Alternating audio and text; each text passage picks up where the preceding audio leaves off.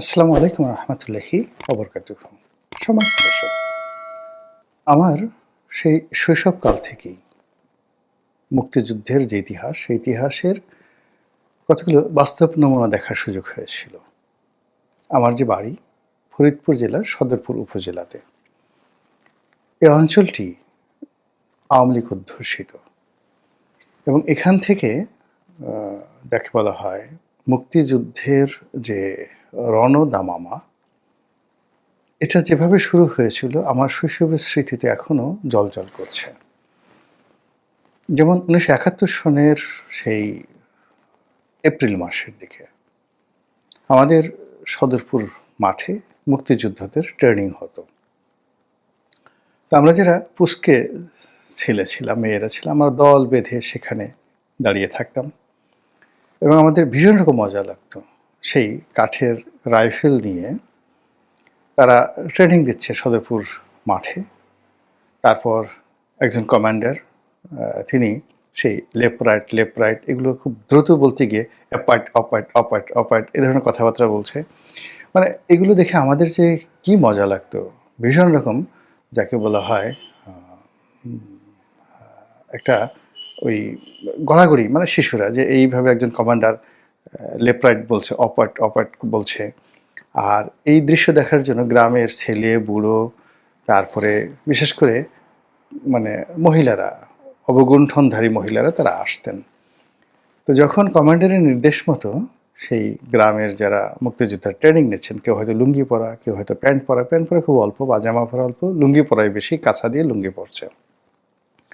তো তারা কমান্ডের সাথে সাথে লেফট রাইট করতে পারছে না, কারোর ডান পা আগে উঠে যাচ্ছে, কারো বাম পা আগে উঠে যাচ্ছে। এই দৃশ্য দেখে ওটা আমরা সবাই হেসে গড়াগড়ি দিতাম। আর যখন কমান্ডার সেই যারা ট্রেনিংরত জওয়ান ছিলেন তাদেরকে যখন বকা দিতেন, সেটাও আমাদের খুব ভালো লাগতো। কাউকে শাস্তি দেওয়ার জন্য বলতে, যাও তুমি মাঠে দৌড়ে আসো। কাউকে 10টা বুক ডাউন দেওয়া হতো এবং সেই বুক ডাউন দেওয়ার সময় তারা বেশিরভাগই অনেক কিশোরও সেখানে যাকে বলা হয় ট্রেনিং নিতেন। তো এই দৃশ্যগুলো এমনভাবে মানুষ পটে মানে যাকে বলা হয় গেঁথে আছে, ফলে মুক্তিযুদ্ধের নাম শুনলেই কেমন যেন হৃদয়টা উদাসীন হয়ে যায়। দ্বিতীয়ত, যে মুক্তিযুদ্ধের সময় আমাদের ওখানে মাঝে মধ্যেই এই বিভিন্ন প্লেন আসতো। তো কখনো বোমা টোমা ফেলা হয়নি সদরপুরে, ওই এলাকাতে বোমা পড়েনি, কিন্তু এরকম কোনো যুদ্ধ বিমান আমরা দেখলেই দল বেঁধে মানুষ ঘর থেকে বের হয়ে কেন জানি ফসলের ক্ষেতে, ছেলে বুড়ো সবাই ফসলের ক্ষেতে পাট খেতে পালাতো। এটা আমার খুব ভালো লাগতো। আমাদের যারা শিশু, হঠাৎ করে আকাশে একটা প্লেন আসছে, মা বোনেরা যারা আছেন তারা রান্না কাজে ব্যস্ত, বুড়া মানুষ যারা আছে তারা লাঠি নিয়ে ঠক ঠক করে হয়তো কোনো একটা কাজ করছে। সব সে প্লেন দেখার সঙ্গে সঙ্গে একসাথে দল বেঁধে কোনো একটা পাট খেতে গিয়ে বেশ কিছুক্ষণ লুকিয়ে থাকলো। এরপরে যখন কিছু ঘটলো না, বের হয়ে এসে কি হাসাহাসি, একে অপরকে গুতোগুতি, সেই দৃশ্য সেই দৃশ্য। আর আমাদের ওই এলাকাতে কখনো মিলিটারি যায়নি, যুদ্ধ হয়নি, কিন্তু এই যুদ্ধের এই প্রস্তুতিগুলোই আমাদের স্মৃতি। পরবর্তীতে যখন বড় হয়েছি, বড় হওয়ার পরে যে সকল এলাকাতে মুক্তিযুদ্ধের সময়টিতে গণহত্যা হয়েছে, খুন হয়েছে, ধর্ষণ হয়েছে, বিশেষ করে ঢাকা শহরে, এই দৃশ্যগুলো দেখার পরে, জানার পরে, ওই যে আমাদের মুক্তিযুদ্ধকালীন সময়ের যে অনুভূতি, এই দুটো মিলিয়ে কেমন যেন একটা বেদনার যাকে বলা হয় নকশিকাঁথা হৃদয়ের মধ্যে তৈরি হয়ে যায়। ডিসেম্বর মাস আসলে এক ধরনের অনুভূতি কাজ করে, মার্চ মাসে এক ধরনের অনুভূতি কাজ করে। বিশ্বাস করেন, আমি তো ওই শিশুকালে দেখেছি, কিন্তু এই যে 26শে মার্চ বা 16ই ডিসেম্বরে যে সকল রাষ্ট্রীয় অনুষ্ঠান হয়, সেখানে মিলিটারির যে প্যারেড, সেটা বিডিআরের হোক কিংবা সেনাবাহিনীর হোক, পুলিশ বাহিনীর হোক কিংবা উপজেলা পর্যায়ে যে প্যারেডগুলো হোক, অসংখ্য প্যারেডে আমার উপস্থিত থাকার সুযোগ হয়েছে। আমি নিজেও জানি না যে এই প্যারেড দেখে আমার কেন কান্না পায়, আগেও পেতো, এখনও পায়। এরপর যখন সমবেত কণ্ঠে সেই আমার সোনার বাংলা আমি তোমায় ভালোবাসি, এই গানগুলো হয় বিশেষ করে ডিসেম্বর মাসে হয়। তখন কেন আমার বুক ধড়ফড় করে। আমি এটা বুঝতে পারি না। আমার মতো আর কয়জনের করে তাও আমি জানি না। তো যেটা বলছিলাম যে এই মুক্তিযুদ্ধ আমাদের দেশে সাহিত্য তৈরি করেছে, মানুষ তৈরি করেছে, অনেকগুলো যাকে বলা হয় গালি তৈরি করে ফেলেছে, অনেকগুলো শব্দের অপভ্রংশ তৈরি করে ফেলেছে, অনেকগুলো বাগধারা তৈরি করে ফেলেছে এবং সেগুলোর মধ্যে রাজাকার, আলবদর আর শামস এই শব্দগুলো মানে এমন অবস্থা হয়ে গেছে যে এখন বাংলাদেশের কোনো মানুষকে যদি আপনি বলেন, "এই তুই একটা সির", আপনারা তো সির বুঝেন পেটের মধ্যে থাকে, "তুই একটা কৃমি, তুই একটা গুঁড়ো কৃমি", কিংবা আরও বাজে একটা শব্দ আপনি বললেন, "তুই নাকের সর্দি, তুই কানের ময়লা, তুই থুথু, তুই চোখের যে ময়লা আছে ক্যাতর বলি আমরা, তুই ক্যাতর", যেকোনো একটা বুড়ো মানুষকে যদি আপনি এই কথা বলেন, সে কিন্তু রাগ হয়ে যাবে, ভীষণ রকম রাগ হয়ে যাবে যে আপনার চেহারাটা কফের মতো, আপনার চেহারাটা থুথুর মতো, আপনাকে দেখলে সেই নাকের সর্দির মতো মনে হয়। একথা আপনি বলে দেখেন, যে কোনো বুড়া মানুষকে বলবেন, যুবক মানুষকে বলবেন, আর্মির জেনারেলকে বলবেন তার সামনে গিয়ে, দেখবেন সে কিন্তু আর মেজাজ ঠিক রাখতে পারবে না। তো এই সকল নোংরা কথাবার্তা বলার সঙ্গে সঙ্গে আপনি যদি কাউকে কোনো পশুর বাচ্চা বলে আপনি গালি দেন, যে কোনো পশু আপনার যেটা ইচ্ছা সেটা গালি দেন, তবুও আপনি যে কোনো মানুষকে আপনি দেখবেন যে তার মেজাজ গরম হয়ে যাবে যে আমাকে পশুর বাচ্চা বলেছে।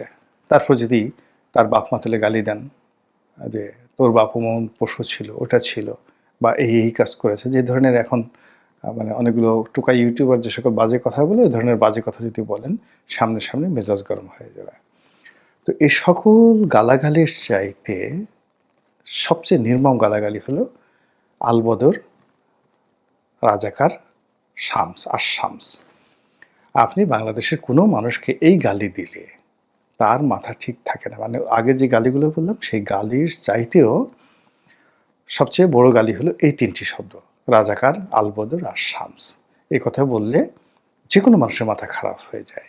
এত নিকৃষ্ট শব্দ, এত রাগ জাগা নিয়া শব্দ, এত ক্রোধ জাগা নিয়া শব্দ, এত নিন্দিত শব্দ, যে শব্দ আপনার সামনে উচ্চারণ করার সঙ্গে সঙ্গে পায়ের নখ থেকে মাথার চুল পর্যন্ত মেজাজ গরম হয়ে যায়।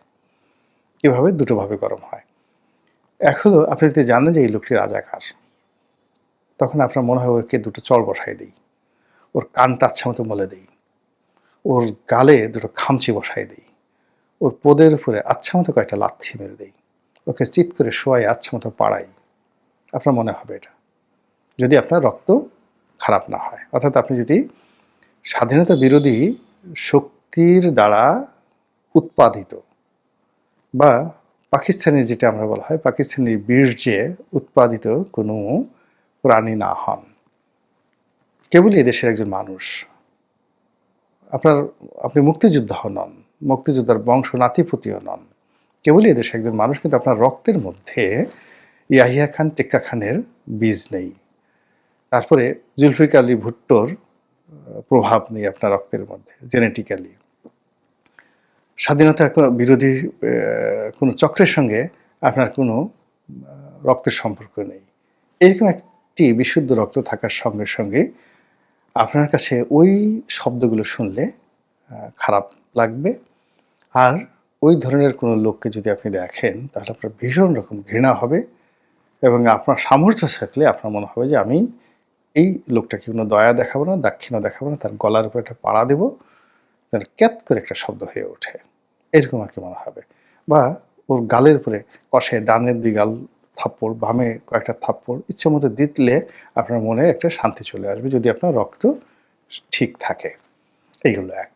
তো যাই হোক, এই যে নিন্দিত যে 3টি শব্দ, এই শব্দটি বাংলাদেশে যে কোনো গালির চেয়ে একটা বাজে গালি হয়ে গেছে। কিন্তু অবাক করার বিষয় হলো যে এই গালিগুলো কিন্তু বিশ্ববিদ্যালয়, শিক্ষাঙ্গনে সেই 1971 থেকে আজ অবধি চলছে। কিন্তু গত 14 মাসে এই 3টি গালির যে রসায়ন তৈরি হয়েছে এই জুলাই আগস্ট বিপ্লবের পরে, তাতে মনে হচ্ছে অতীতের যে ঘৃণা এটা কয়েকশো গুণ বেড়ে গেছে। মানে যারা মানে যে সমস্ত লোক, যেমন দেখলাম এক সাংবাদিক, সে এই মানে রাজাকার শব্দ বলার সঙ্গে সঙ্গেই তার মাথা খারাপ হয়ে যায়। প্রবীণ সাংবাদিক আজিজ সাহেব, তিনি আঙ্গুল দিয়ে কি একটা করতে চাচ্ছিলেন সেই পিনাকির মতো করে। তো এটা মানে তিনি এই তার মতো মানুষ এই সময়টিতে এসে নিজেকে নিয়ন্ত্রণ করতে পারছেন না। অথচ এই মানুষগুলো কিন্তু স্বাধীনতার পর থেকে এখন পর্যন্ত মানে তাদের যে ক্রোধ, ক্ষোভ এই জিনিসগুলো তারা নিয়ন্ত্রণ করেছেন। দূর থেকে রাজাকারদের দেখেছেন, আলবদর দেখেছেন, আসাম দেখেছেন, এমনকি তাদের গাড়িতে পতাকা দেখেছেন।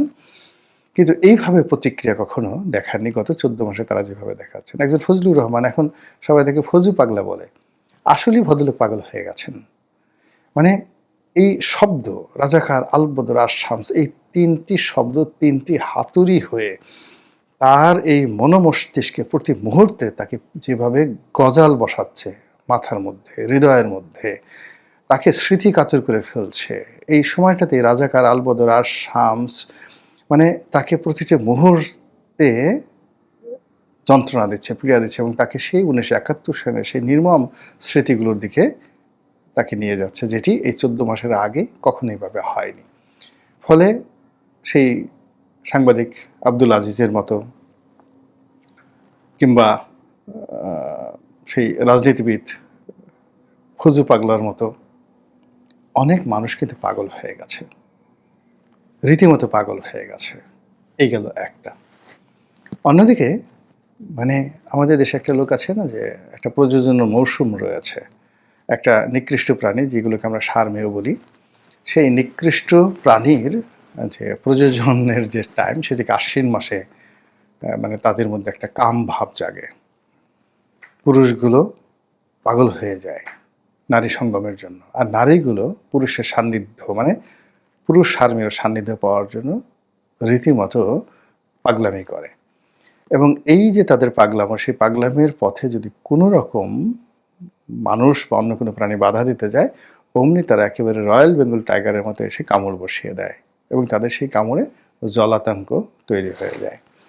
তো সেই দিক থেকে প্রতি বছর যখন ২৬শে মার্চ আসে বা মার্চ মাস আসে, প্রতি বছর যখন ডিসেম্বর মাসে আসে, তখন রাজাকার, আলবদর, আশামস তারা তাদের পরবর্তী প্রজন্ম, তাদের বংশবৎ, তাদের রক্ত এবং তাদের আদর্শের ধারক এবং বাহক, তাদের জেনেটিক ইনফরমেশন সহ ওই সময়টিতে তারা যে কাজটি করেছে, অর্থাৎ দেখা গেল যে পাকিস্তানি আর্মি বা রাজাকার, আলবদর, আশামস ওই সময়টিতে যে সকল ধর্ষণ করেছে এবং সেই ধর্ষণের ফলে যে সকল সন্তান উৎপন্ন হয়েছে, তারাও এই সময়টিতে অনেকটা সেই সারমেয়দের মতো পাগল হয়ে যায়।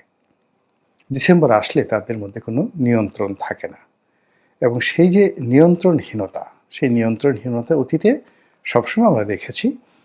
কিন্তু এবারের যে ঘটনা, সেটা হলো গত ১৪ মাসে যা হলো, গত ২০২৪ সালের ডিসেম্বরে আমরা দেখেছি। আর এবারের ডিসেম্বরে, গত ডিসেম্বরের চাইতেও তাদের সেই যে কাম ভাব, তাদের যে উগ্র স্বভাব, মানে তাদের মধ্যে যা কিছু দেখছি, তাতে করে মনে হচ্ছে যে আমরা আবার সেই ৭১-এর যে নির্মমতা, সেই নির্মমতার যে বাস্তব রূপ ২০২৫ সালে এসে সেই বাস্তব রূপের মুখোমুখি হয়ে পড়েছি। ফলে সমাজ এখন স্পষ্টত দুটো শ্রেণী হয়ে গেছে: স্বাধীনতার পক্ষের একটা শক্তি আর স্বাধীনতার বিপক্ষের একটি শক্তি। একদিকে মুক্তিযোদ্ধা, মুক্তিযুদ্ধ, একদিকে স্বাধীন সার্বভৌম বাংলাদেশের পতাকা, গাঙ্গেয় বদ্বীপ, হাজার বছর বাঙালি সংস্কৃতি। অন্যদিকে জিন্দাবাদ পাকিস্তান, জিন্দাবাদ ইয়াহিয়া খান, জিন্দাবাদ, তারপর পাকিস্তান সেনাবাহিনী জিন্দাবাদ, পাকিস্তানি আদমি জিন্দাবাদ, পাকিস্তানি লাড়কি জিন্দাবাদ, পাকিস্তানি আরও অনেক কিছু জিন্দাবাদ। এই একটা শ্রেণী হয়ে গেছে। আর এই শ্রেণীর মধ্যে সেই ৭১-এর মতো করে আরেকটি সংঘর্ষ অনিবার্য হয়ে পড়েছে। সে সংঘর্ষে কারা জিতবে আপনি আমি জানি না, কিন্তু সংঘর্ষ যে অনিবার্য তার কিছু আলামত আমরা দেখতে পাচ্ছি। যে বিএনপি নেতৃবৃন্দ এই বিষয়টি একটা সময় অর্থাৎ ৭১ মুক্তিযুদ্ধের সময় রাজাকার আলবদর আর শামসদের যে কীর্তি কাহিনী এগুলো ধামাচাপা দেওয়ার চেষ্টা করেছে, সেই বিএনপি এখন ফুঁসে উঠেছে, সাধারণ মানুষ ফুঁসে উঠেছে। যে আওয়ামী লীগ মুক্তিযুদ্ধের ফেরি করে বেড়াতো, সেই আওয়ামী লীগের মুখে এখন আর মুক্তিযুদ্ধের কথা বলতে হচ্ছে না। যে ভারত একসময় মুক্তিযুদ্ধের সময় আমাদেরকে সাহায্য করেছিল, সে ভারত এখন দৃশ্যপট থেকে চলে গেছে, নোমর ভারত।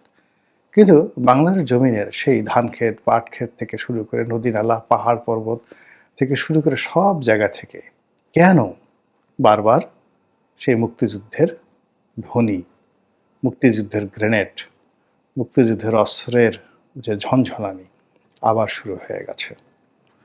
ফলে যাদের অন্তরটা কাঁপছে তারা বুঝতে পেরেছে যে এ যাত্রায় ৭১-এ রক্ষা পেয়েছিলাম, ৭২-এ রক্ষা পেয়েছিলাম, এ যাত্রায় রক্ষা পাওয়া সম্ভব নয়।